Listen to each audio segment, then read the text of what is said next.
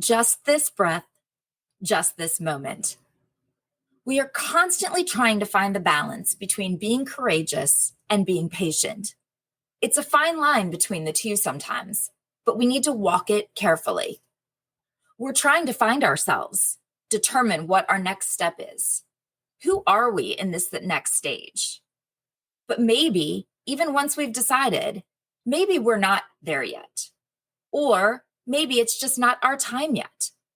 But when we're ready to take that step, or rather, we think we are, but it's just not happening yet, it can be frustrating. Why? Why isn't it happening? I just want it to happen. I just want the future me now. While the process isn't fun, growth isn't fun. Growth is often painful and often boring. But it's a necessary process to get us where we need to be. Just this breath, just this moment. At times like this, when we're feeling anxious and ready, but we aren't making the progress we want, we need to be patient. It can be frustrating to see and know where we want to be, who we aspire to be. We need to sit in our discomfort, appreciate where we're at now, and enjoy the process of getting to where we want to be. Maybe you've embarked on a new career, or you've taken up a hobby, or you've enrolled in a college program, or you've started on a fitness path. We all want to decide to play the piano, and poof, we know how to play the piano. We want to decide to lose 50 pounds, and bam, we're down 50 pounds. Or maybe we want to launch a podcast, and poof, thousands of subscribers come flocking to us. But we need to have the patience to get there, the fortitude to sit in that discomfort and recognize the process. It's not time yet. That doesn't mean it won't ever be. It's just not yet. Focus on the journey to get there, not on just the destination. The hike to the summit is the hard part. The view is our reward. Don't lose this moment looking for another. Just this breath, just this moment. Of course, the fine line for us to balance on is to know when to push, when to be courageous and take that leap of faith. We can't always wait until we're ready because some of the best things for us happen when we're not ready yet. And really, we may never have felt that we were ready for them to happen anyway. Just this breath, just this moment. We need to let go of the what ifs and know that we are ready to take ourselves to the next level while still maintaining the patience for the process. Be ready now so you don't need to get ready then. The key is in being able to distance yourself enough to see the big picture. Trust in your intuition enough to know when it's time to take the leap and when it's time to take a breath. See your journey as a witness rather than as the main character. Be a neutral observer just as you would on that actual hike. Appreciate how far you've come and recognize how far you need to go. Pace yourself and enjoy the process. Just this breath, just this moment.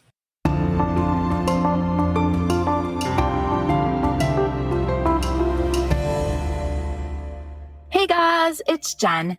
This is another summer ReMIX episode of Reframing Me. In the last episode on traveling with teens, we had a conversation about 10 of the benefits and kind of universal truths about traveling with teens. Now, if you haven't had a chance to listen yet, go in and listen because I'm a huge advocate of family travels, whether it's, 50 miles away for 2 days or 5,000 miles away for 2 weeks. It doesn't matter what the travel is. It's just good to be together as your family system. Now, one of the points that I mentioned was that in that kind of environment, you really get to see your family as it is without all of the distractions and the inputs and outputs that we have in our regular daily life. So having spent 10 days in the pretty much closed off system of a family vacation, I really had the chance to observe my 3 kids as individuals and to watch the dynamics of how they interact. And now, after getting home, immediately following that closeness, that of constant togetherness, my daughter went off to cheer camp. So now it's just the two boys at home. And taking her out of the equation for a few days really makes everything feel different. So today we're throwing it back to our siblings episode: best friends, worst enemies. The relationship between and among siblings is a really interesting one because the sibling relationship is really like no other. Biological siblings share 50% of their DNA, which is crazy when you think about it. If you have a sibling, they are 50% the literal same as you. It's also really fun to look at your kids and think of it that way, trying to see what they share, how they look alike, act alike, stand, talk, move. Sometimes I don't even see things with mine that others see. I know the boys' football coach told me that on the first day of practice. He told my younger son that I don't know what your first name is, but I know your last name. And they're not even my two who I think look alike.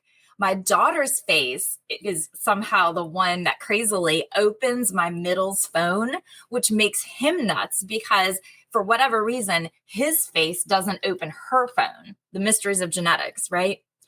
Well, recently, I've had a couple of reframing friends reach out with issues amongst their kids, arguing, not sharing, pretty common sibling challenges.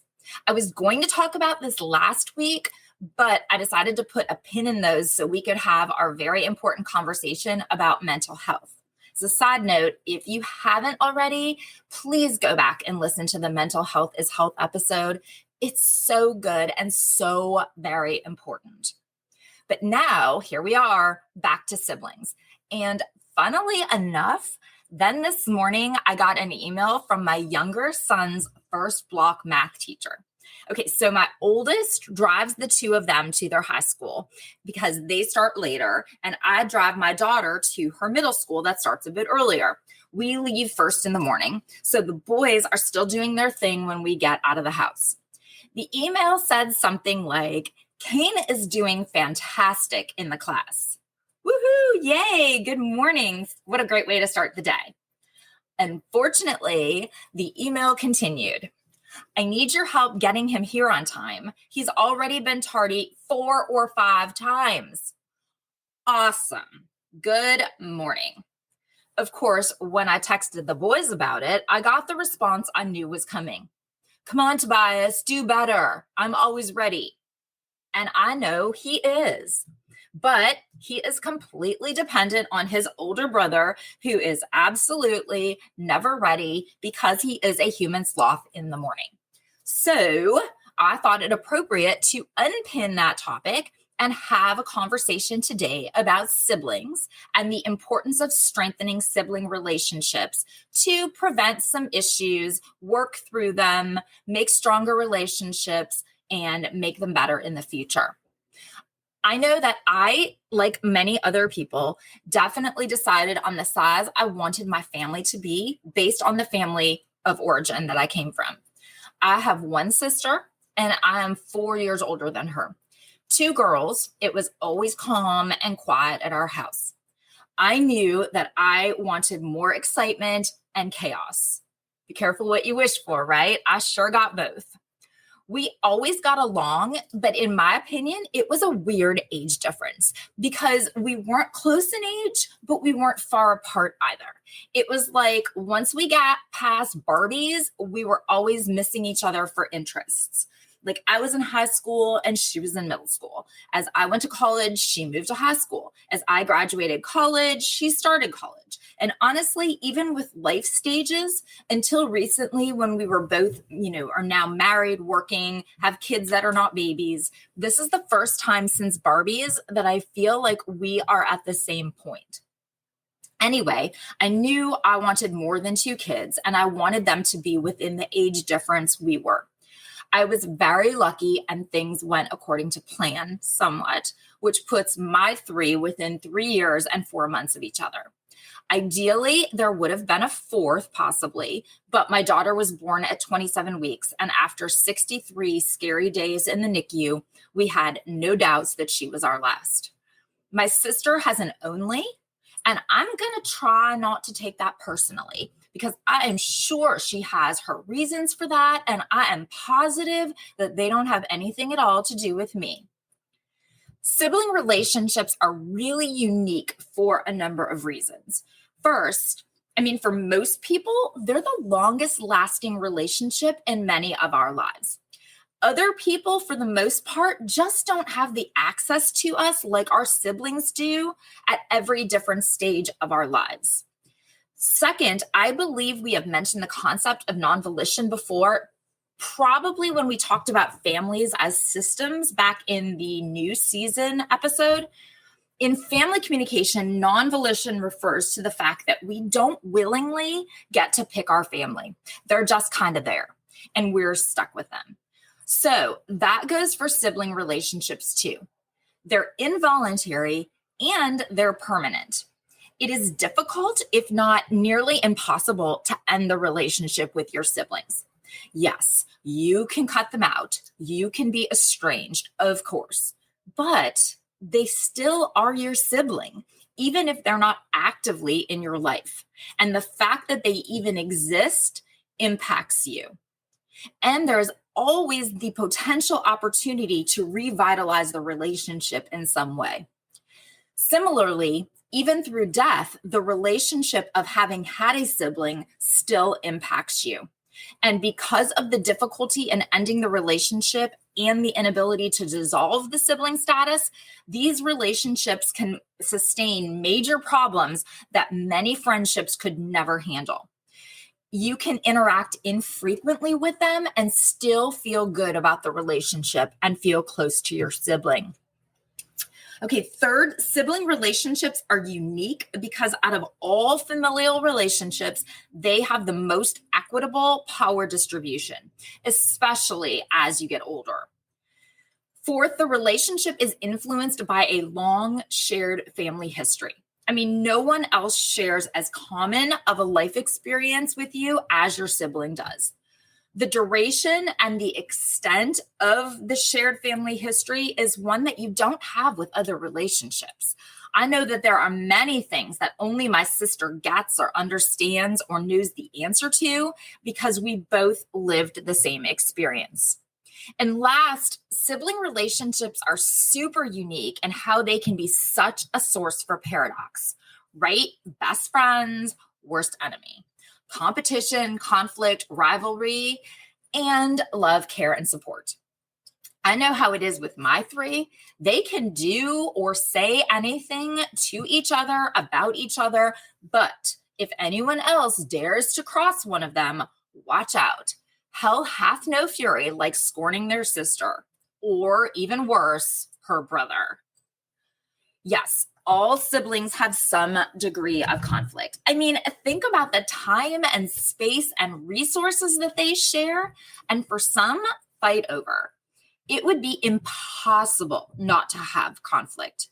Whether they're toddlers vying for their mama's attention or teenagers fighting over who gets to take the car, there's often a struggle to claim what is theirs.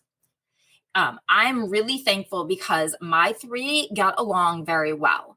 It's not to say that they don't have their issues, of course, but overall, I'd say they're super close as a unit, and each one of them has a different but very good relationship with the others. And that makes me so happy because healthy sibling relationships are so important, not just for now, for peace in the house and for your sanity, but long-term too. Research shows that healthy sibling relationships significantly benefit us in life. Higher life satisfaction, we have lower rates of depression, emotional, social, and psychological support.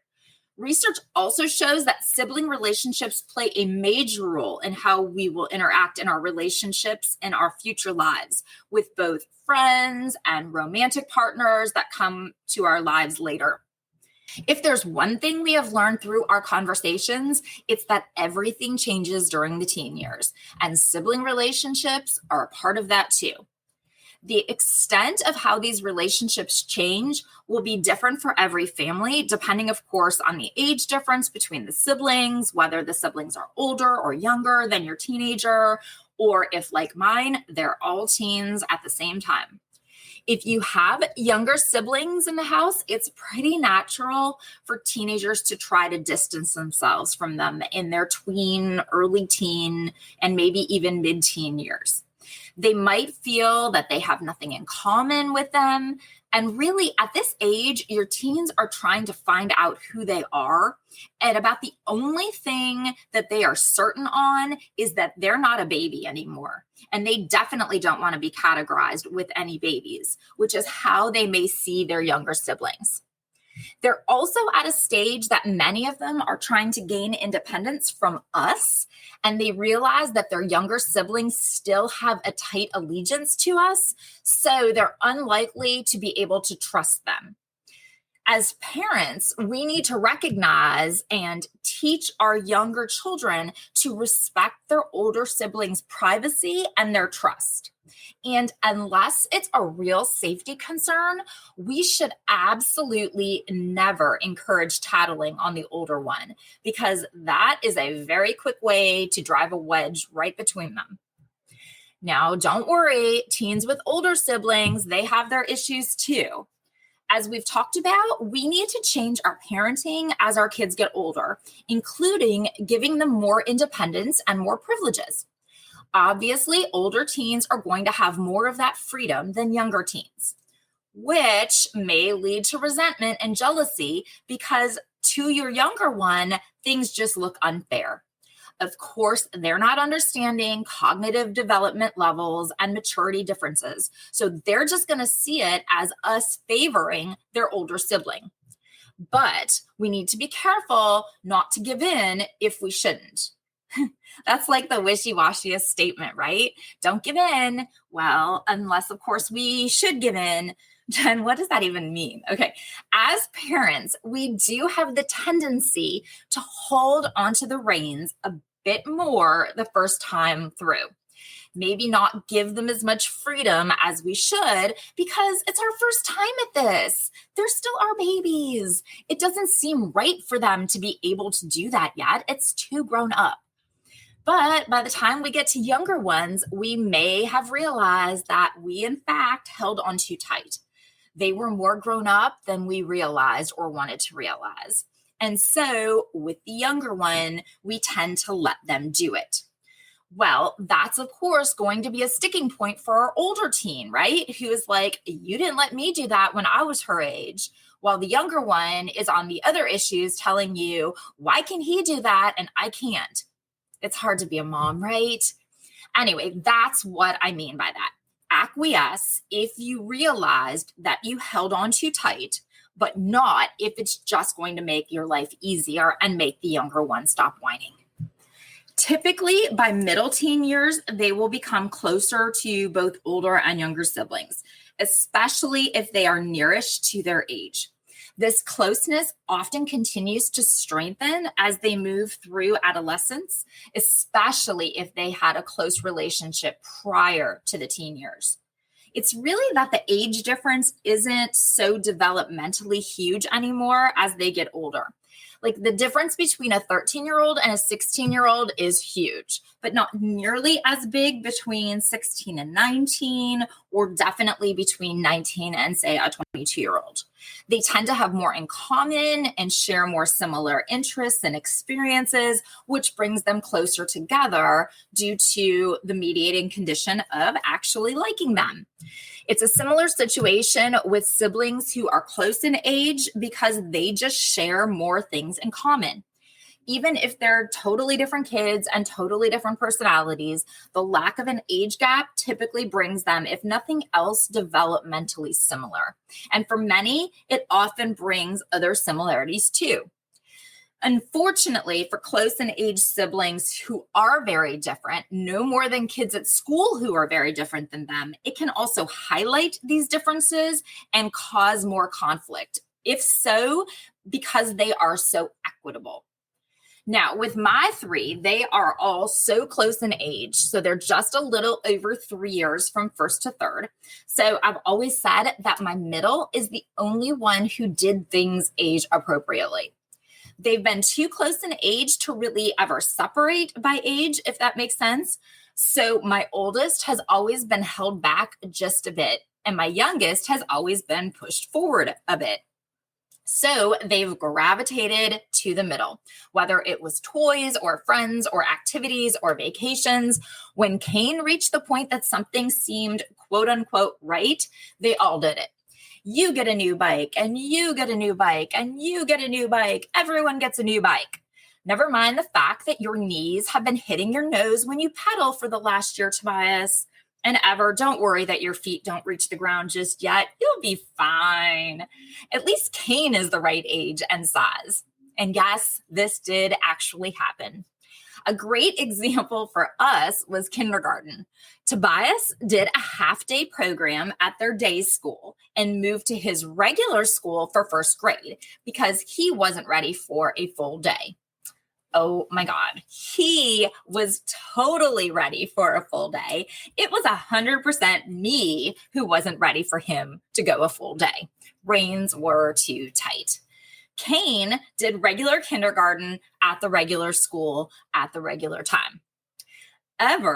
She started regular kindergarten at the regular school at 4 because why not? She was ready, not going to learn anything else in pre-K. May as well move her along. The majority of teens later in adolescence and early in their adult years will typically restore their relationships with siblings, unless, of course, there were unhealthy or destructive extenuating circumstances to the relationship. We know that the more we can mitigate issues as they're teens and the more positive their relationships are, the sooner the better, is better for all of us. So, how do we encourage these healthy relationships? First, do not compare your kids. Never say things like, why can't you be like your brother? Or your sister doesn't talk back to me. Why do you? That actually makes me laugh because if there would ever be a comparison in my house, that would 100% not be the one I'd ever make. Comparison is the surefire way, though, to create sibling rivalry and to build resentment. Just be careful because keep in mind, they often, as teenagers, don't hear the exact words we say, and sometimes they read into things differently than we mean them. And I know I totally fall into this trap sometimes, though. Just last week, it was not a direct comparison, I promise. It was more, I was trying to use him as an example, but even that, I could tell she took it as a direct comparison, much more so than I meant. My daughter started swim. She's a strong swimmer and she used to do dive. So it's not new, but swim team is. So there are all the social factors and routine factors and different stuff that are making it feel very new to her. After the first practice, she cried and told me she wasn't going back. I used my oldest as an example because as a freshman, he randomly made the last minute switch from a life of soccer to football. And it was quite a change. It was a huge adjustment. And had we given him the choice, he probably would have opted not to go back. And fast forward a couple of years, and football is his absolutely favorite thing. Literally the best thing that could have happened to his high school life. The entire trajectory of his life would probably be different. Anyway, my point was more, you can't decide after one practice. See what happened with Tobias. What she heard was, why can't you be like Tobias? So we have to be extra careful. Sometimes, even when we're not trying to compare, we may inadvertently do so. Oh, so I don't want to leave you hanging. We're now 4 practices in and not one complaint. She has at least 3 new friends and she totally has fun. Okay, next, find things that they have in common and foster those. You can always find something. Research shows that typically same-sex siblings are the ones who stay closer, but that it's mediated by having more in common. For some siblings, this will happen more organically based on age and gender and personality. But for some, it might require you to find something and encourage it. I know with my boys, the commonalities are more organic. They play the same sports and video games and watch the same YouTube videos and work out together and have overlapping friends. 2 boys, 22 months apart, the commonalities are pretty natural. My oldest and my daughter have super similar personalities, so they just naturally seem to be very close. Interestingly, it's her and my middle who, despite apparently sharing same facial features to open an iPhone, they have always been a little bit more forced. I think for them, it's the 18-month age difference and the boy-girl thing, because developmentally, they've always been more equal, which I think has led to more conflict. She's supposed to be the younger one, but because girls mature faster, it's been a bit more of a struggle. I've tried to find the overlap over the years, and the biggest one, funnily enough, has been the water. When I said that she did dive for a number of years, that was something that they did together. They've both always been water bugs, so I've latched onto that with them. My oldest has not. So they're the 2 who are out in the pool or on the dive team, or who I'm taking to the beach, or who we're taking tubing. I've pushed all of those things at some point, which has given them more of an interest together. Interestingly enough, it is his girlfriend, who is also her good friend, who even got her to sign up for swim in the first place. But regardless of age and gender, you can manage to find something, even if they can't. My daughter loves to bake, and the boys love to eat. Anytime they have friends coming over, or there seems to be just little less interaction, I'll suggest that she bakes something. Of course, they are excited with the muffins or cupcakes or cookies or whatever, and she is happy to bake, and it brings them into the same circle for a bit. I don't push her. I mean, if she doesn't want to, and certainly if she wasn't into baking, I wouldn't be like, hey, make a treat for the boys' friends. I mean, I know I'm sure not. I can order DoorDash for them like no one else, but unfortunately, I'm just not that mom. Kind of along the same lines, teach and expect them to appreciate and to respect each other's differences. Yes, it's super easy to appreciate the things that we have in common with people, but it's a lot harder to appreciate the differences. Maybe it's a difference in interests, making one appreciate the other's play while the other appreciates the first one's game. Or maybe it's in personality. It's hard to understand when one is an introvert and the other is an extrovert. Or one is good in math and the other just doesn't. And so the first can't grasp why the non-math one just doesn't get it. In addition to finding the commonalities, we need to make sure that they appreciate and respect and take part in the other one's preferences. I have one who loves board games. The other 2 do not. While we may not have game night often, when we do, you can bet they're all taking part. Maybe one plays loud music while another likes the peace and quiet of reading. Bet you can guess that would cause a conflict for sure, right? Teaching them to respect each other's preferences is the first step in managing that conflict. And that brings us to the next point. Expect them to disagree. But when they do so, expect them to do it respectfully. People who love each other can disagree. We all know that. But like we talked about in the conflict episode, it's how we handle those conflicts that is more important than what the conflict is about. This is why I believe that hiding parental disagreement from kids, even when they're young, is a mistake. Of course, there are limits on that, but conflict is one of those learn by example things. And kids who don't see conflict don't learn how to model the conflict management portion. Similarly, that's why onlys are often so much more uncomfortable with any situation involving conflict, because they don't have the experience with the management of it like kids with siblings do.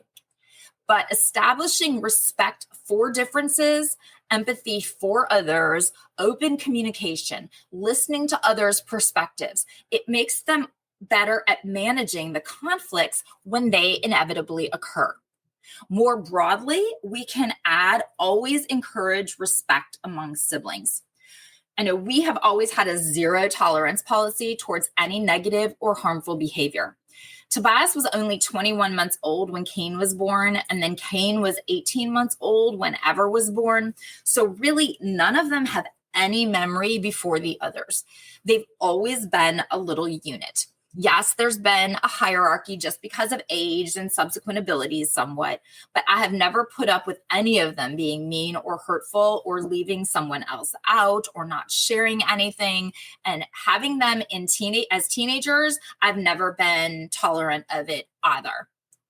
Having them all be so close in age definitely helped us out in that because they've had that more egalitarian relationship from the beginning. But on the other hand, it also set up more competition for resources from the very beginning. Whether it was being held, they've had to share me from the start, and I only have 2 arms. And when they're that close in age, they're into the same toys and even we're the same size, like my boys always have. So you really can't do anything but share. So we've never had issues with he's not allowed to play with this, it's mine, or she's going to break it, probably because he's already broken it. Bless their hearts, the boys are in high school and they've only recently set up boundaries on some of their clothing actually belonging to one of them and the other can't wear it. All right, encourage family bonding. I know that's one I always give you, right?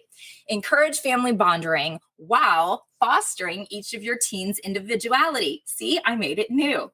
We've mentioned a number of times the concept of relational dialectics. Relational dialectics are 2 bipolars that are seemingly opposite, but you actually need both. The complicated part is balancing the 2. In both A New Season and in Merry and Bright, we talked about stability and change. Another one of these dialectics is integration and separation. As parents, we need to manage both of these in our families, especially with multiple children.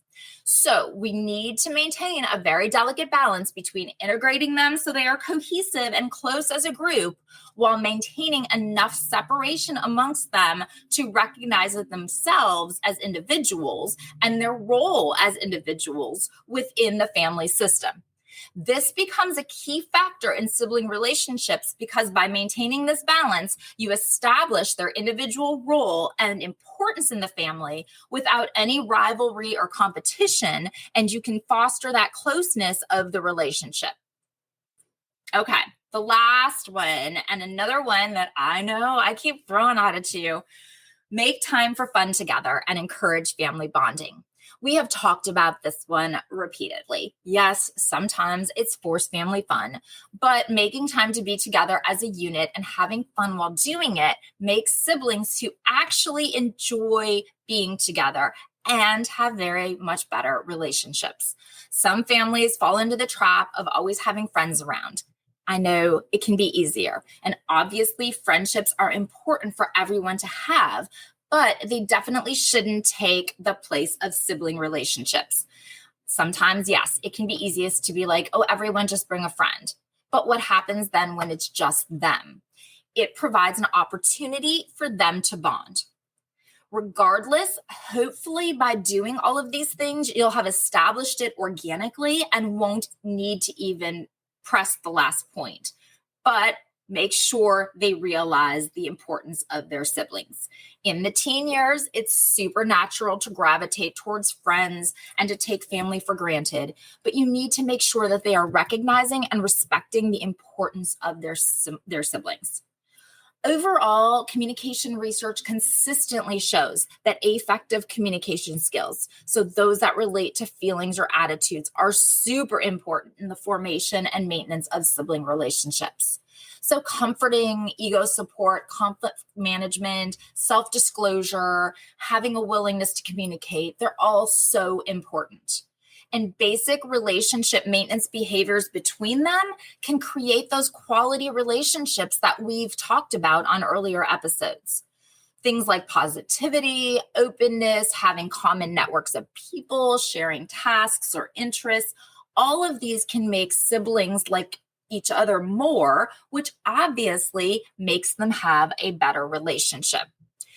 It's not always going to be easy with a house full of teens, but creating and managing the sibling relationships along the way is part of that process. The value of close sibling relationships in the long term is worth the journey to get there. But some days, I'm not going to lie, it's going to be rough traveling. So many hormones, so many screams and tears amongst them, so many "it's not fairs" directed at you, so much mediation. But it's all part of the journey. Just this breath, just this moment. Thank you so much for listening and for spending this time with me today. If you've enjoyed the show, please share it with your friends to help us build our community. Find me on socials, on Instagram and TikTok at Reframing Me.